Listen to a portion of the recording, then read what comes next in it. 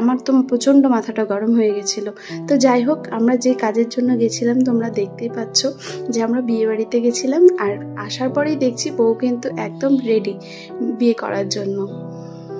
না সেরকম কোনো ব্যাপার না, ইয়ার্কি করছিলাম, যেহেতু বোন হবে তাই।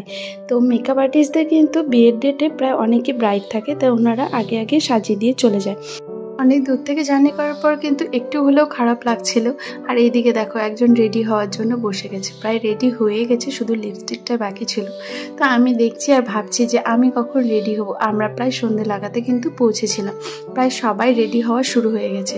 তা আমি এদিকে বলছিলাম সাজুগুজু করাটার এনার্জিটা তো দেখো, এত দূর থেকে জার্নি করার পরেও কিন্তু রেডি হয়েছি, বিয়েবাড়ি বলে কথা, একটু তো সাজগোজ না করলে নয়।